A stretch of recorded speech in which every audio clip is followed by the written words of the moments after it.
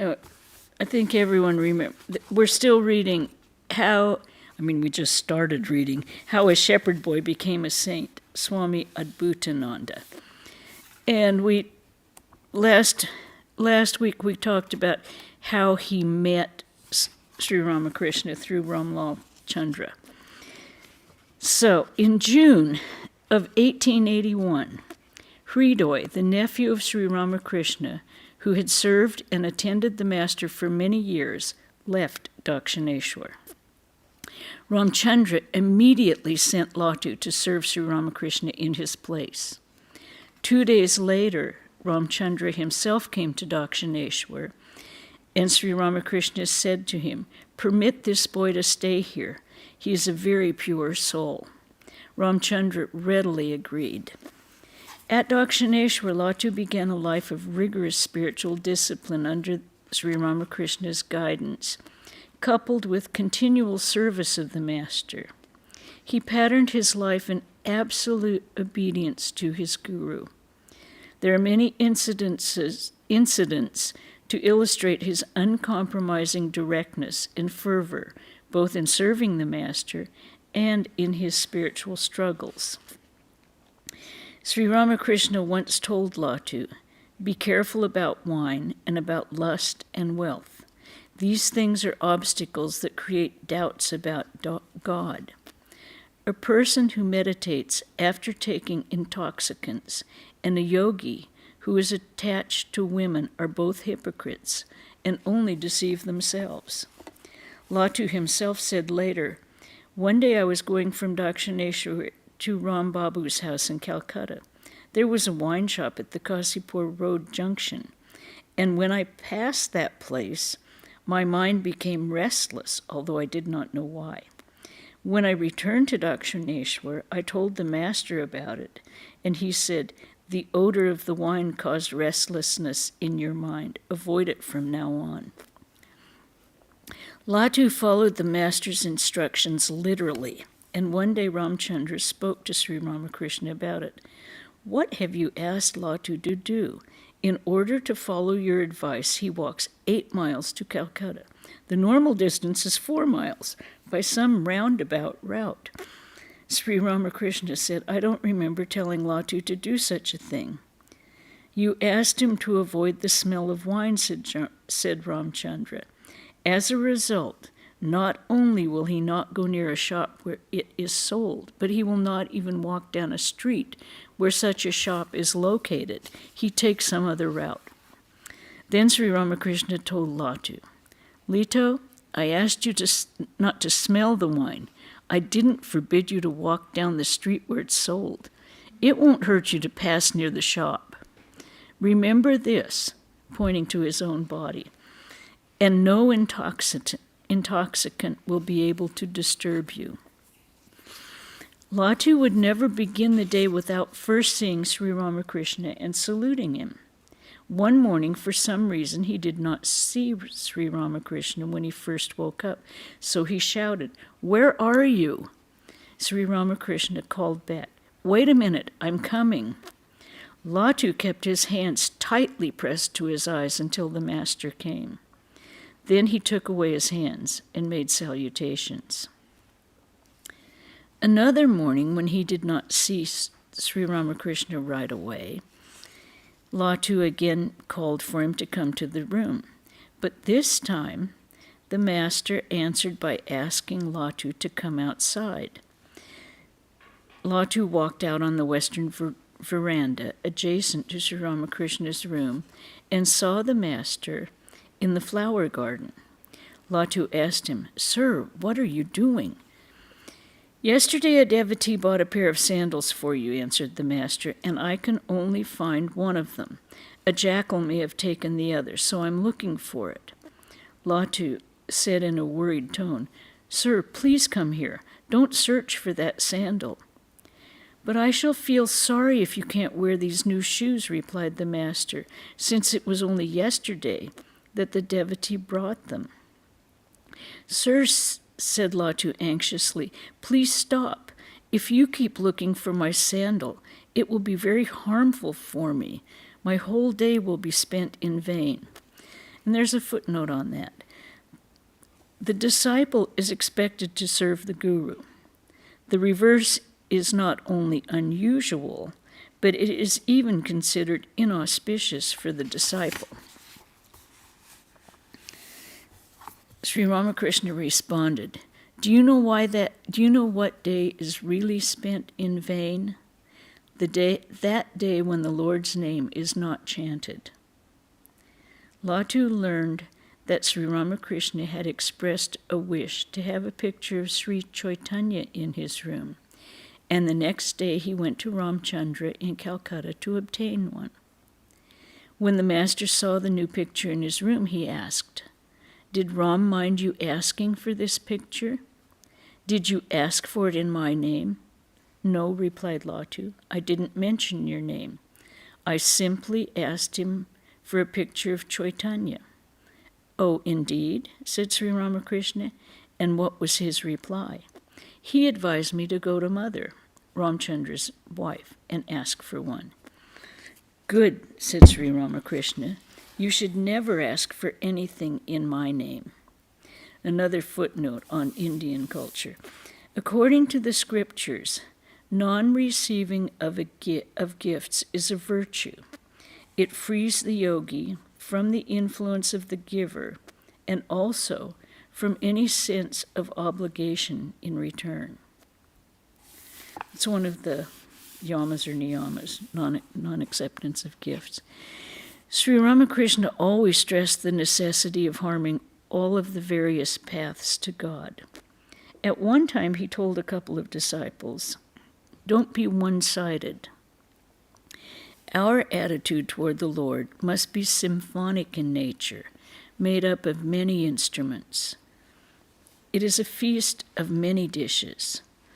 The Master took great pains to develop this ideal in the lives of his young disciples.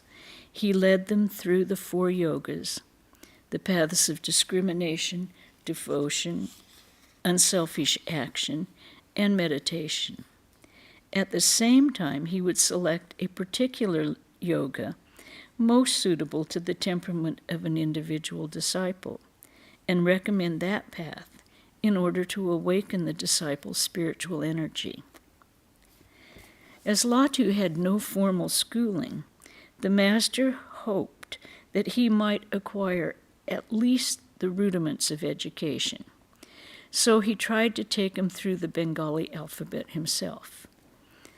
Showing him the first few letters, Sri Ramakrishna carefully gave Latu their proper pronunciation and asked him to repeat them. But the boy was a Bihari, and his pronunciation was quite different from that of a Bengali. With much amusement, the Master corrected him repeatedly, but the result was always the same. Both the Master and Latu began to laugh, and the lesson was stopped for that day. The experiment continued for 3 days, after which the Master gave up in despair and told Latu, "No more book learning for you." Thus ended Latu's education. Sri Ramakrishna knew that Latu was an emotional nature. Therefore, he encouraged him to take part in kirtan, devotional singing and chanting. The following incident was related by Ramlal. One day some devotees from Kanagar came to Dakshineswar and began to sing the Lord's name in the Master's presence. The Master and Latu joined in the singing. It was the first time that I had seen Latu join in a group such as this. He had been sitting in a corner, but when the Master called him, he at once came forward and soon started to dance. In time, however, he became tired and lay down. The Master saw this and began to sing Ram Nam, a traditional service of songs to Lord Rama as he danced around Latu's prostrate body. Never before had I heard the Master sing Ram Nam so sweetly. One of the devotees from Kanagar became overwhelmed by the mood of the singing, and with great emotion fell at the Master's feet. One night, Latu was fanning Sri Ramakrishna. He had worked hard all day and was feeling drowsy. But despite his sleepiness, his service to Sri Ramakrishna did not slacken. The master knew all of this, and in a manner half joking, half serious, asked him, "Lito, can you say whether or not God sleeps?" The question surprised Latu, and he answered that he didn't know. Then more seriously, Sri Ramakrishna continued, "Everyone in the world sleeps, but God does not. For if God slept, the universe would be plunged into darkness and would dissolve. God must remain awake day and night, taking care of his creatures, so that they can sleep without fear." Latu was amazed. "Do you mean that God takes care of his creatures while they're sleeping and that they accept service from him, their master?" "Yes," said Sri Ramakrishna, "that is right. He lulls his creatures to sleep and stays awake to watch over them." One incident in particular reveals Latu's direct and uncompromising approach to spiritual life. He fell sound asleep early one evening in Dakshineswar. The master noticed his disciple sleeping and not only woke him, but rebuked him sharply. "If you sleep in the evening, when will you meditate? You should meditate so deeply that the night passes unnoticed. Instead, your eyelids are heavy with sleep at this auspicious time. Did you come here only to sleep?" That was enough. The master's scolding caused a veritable upheaval in Latu's mind. In his own words, "How can I express the deep sorrow that seized me at the master's words? What a wretch I am," I said to myself, "that having the rare blessing of such holy company, merciless, I should be wasting my time." I started to whip my mind. Mercilessly, I splashed water on my eyes and began to walk briskly along the bank of the Ganga. When my body became overheated, I returned and sat near him. Again I dozed, and again I went out for a walk.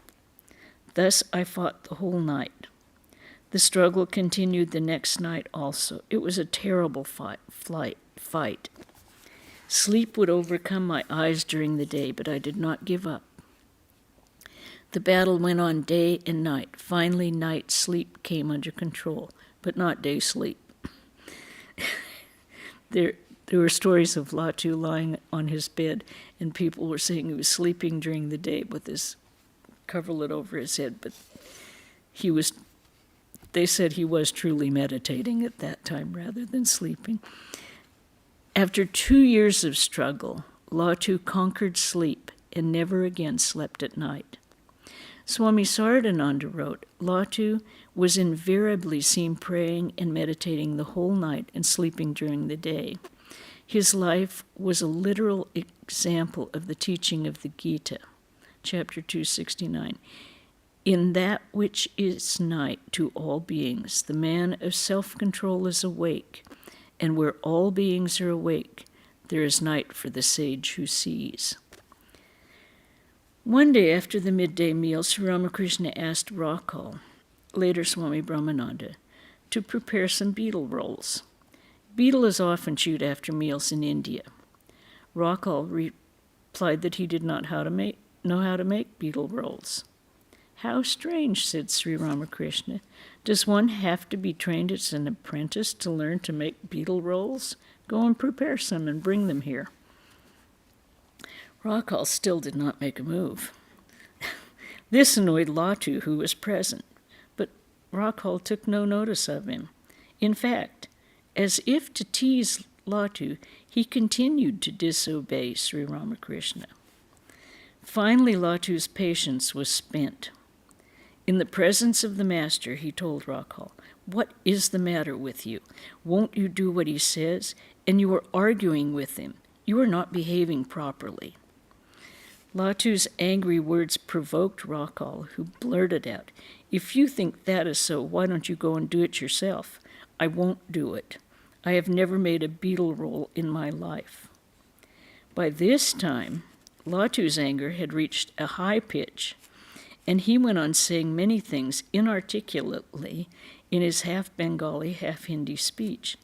The master was enjoying the commotion and called his nephew Ramlal. "Come and see the fun.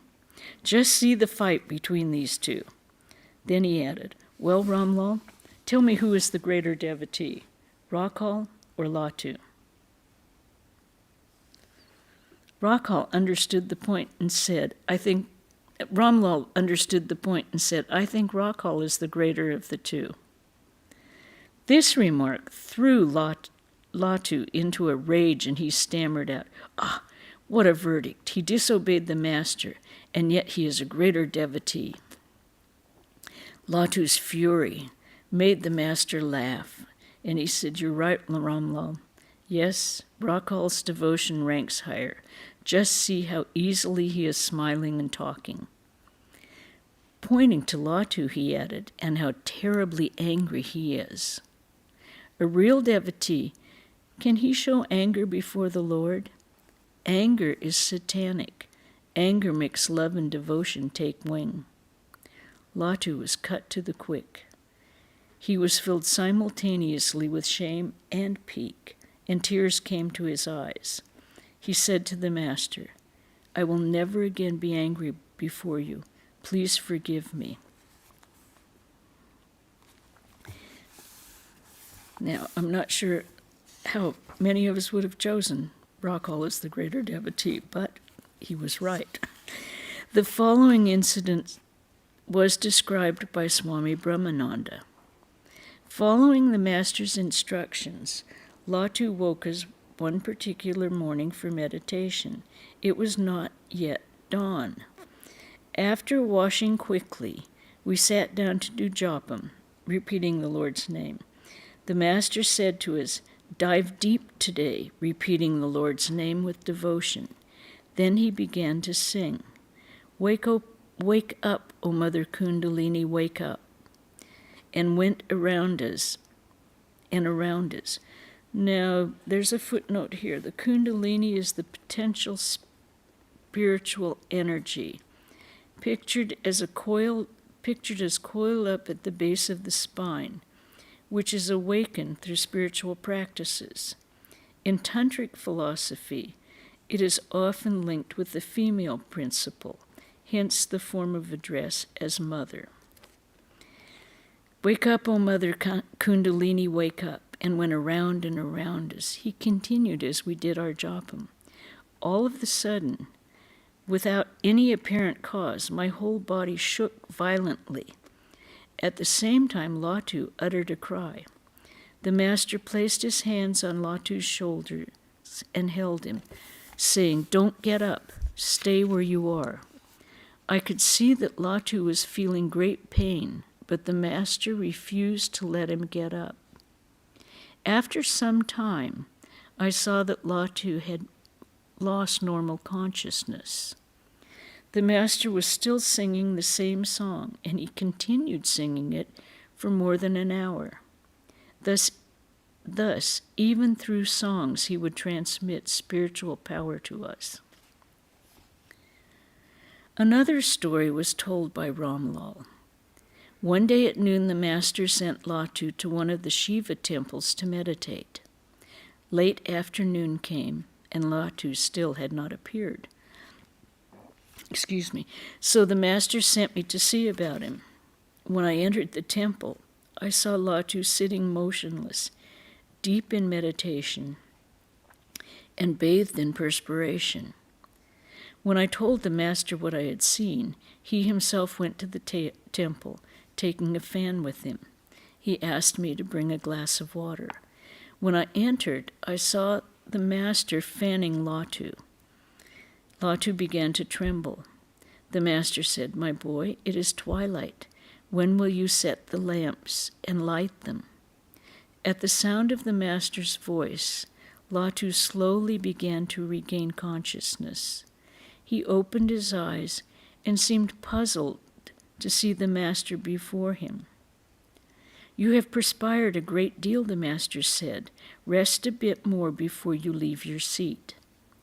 By this time, Latu was fully conscious of what was going on. "What are you doing, sir?" he cried. "Won't this disgrace me? It is I who should be serving you." With great affection, the master said, "No, my boy, it is not you I am serving, but the Lord Shiva inside you. He was uncomfortable in such unbearable heat. Did you know that he had entered you?" Latu replied, "No, I knew nothing. I was gazing at the image of Shiva and saw a wonderful light. I remember only that the light flooded the whole temple. After that, I lost consciousness." Sri Ramakrishna used to describe the signs of a man who is advanced in meditation. Birds will settle on his head, taking him to be some inert thing. A snake will glide over his body, and he will not know it. His meditation will continue without a break in all circumstances, with eyes shut or open, while talking or walking or engaged in any work. Swami Adbhutananda, another of Sri Ramakrishna's monastic disciples, related this incident. One day Latu was meditating on the bank of the Ganga. He used to choose a seat above the level to which the water rose during flood tide. Calcutta is close enough to the mouth of the river Ganga that it is affected by ocean tides. However, that day, the water rose unusually high, up to where he was sitting in meditation, and continued rising. Latu was so absorbed, however, that he did not feel the water. I anxiously reported the matter to the master. He came hurriedly, waded out to where Latu was, and brought him back to normal consciousness. One evening, Latu could not meditate, and he returned from the temple to the master's room feeling discouraged. The master said, "Why have you come back so soon?" Latu, "I couldn't concentrate my mind on jopam." Sri Ramakrishna, "Why not?" Latu, "I don't know. On other days when I sit to meditate or make jopam, I see something, and the mind gets concentrated. But today nothing appeared. I tried hard to concentrate, but I could not." He added, "On my way to the temple, the thought came to me, if Mother should appear to me and ask me to pray for a boon, what should I ask for?" Sri Ramakrishna, "There's the trouble. Can one do jopam with the mind full of desires? Never let that happen again. When sitting to meditate, one should not ask for anything." Yogan, another disciple who later became Swami Yogananda, was present, and he said, "Mother appears before us only in meditation. If we cannot ask for something at that time, then when can we?" Sri Ramakrishna, "No, my boy, never ask for anything. If Mother ever insists on giving you something, then ask only for devotion to her. Never ask for wealth, power, sense pleasure, or anything else. Ask for devotion to her lotus feet." And that is the end of chapter 2 in this book. Are there any questions or points of discussion? Was that common for Ramakrishna to ask a devotee to stay awake all night and sleep in the day? I don't believe it was, but he did say that the best time to meditate was in the middle of the night because it was the quietest. And Yeah. he did often get the young men up around 3 a.m. so they say that you can hear the anahata much more clearly at that time. Okay. I'm sorry, go ahead. I don't believe he asked a great many of them to stay awake all night. This is Latu's instructions for him. John? Well, it's sort of interesting. We had that discussion this morning in the discussion group. It's very Kabbalistic. In the Kabbalah or Zohar that the Jewish people have, they say the best time is midnight until the sun rises. Yeah. For exactly the same reasons. I Several think religions have the same thing. I think it's common to mystical religions, I believe. Common And to the Kabbalah mystics. is mystical. Yeah. Yeah? Rajapran? Apparently Latu had a particular problem with falling asleep, and at one point Ramakrishna got fed up with him enough that he was sending him away, and then Vivekananda pleaded for his case. I'm sorry. Ramakrishna was just working on his problem with sleeping. Oh. Rajapran said that Latu had a problem with sleeping. And as we got a hint of it here. So Ramakrishna did work on it. And I'm sure that you've heard some of the other Swamis say that if when you sit down to meditate you find yourself falling asleep, get up and start walking right away. Don't let your mind get into that habit when you sit to meditate, because it is just a habit. Now, any other questions or points of discussion? I have Zoom people here too. Okay, then I'll read a few events. Okay, Sunday, this Saturday we will have the Gospel reading at 5 o'clock. Sunday the 5th, we're going to have a talk, Trusting God, by Swami Abhutananda. And once again, next Wednesday, we will have this book. I hope you all were able to get the book if you wanted it, or have it. Okay.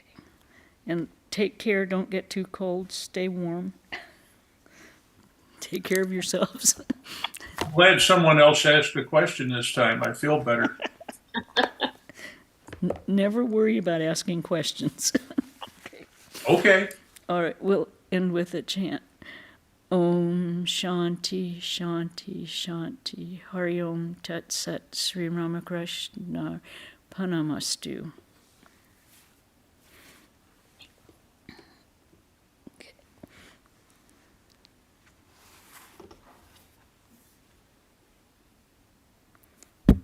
Bye everyone. Jai Ma. Jai Ma. One shot hole.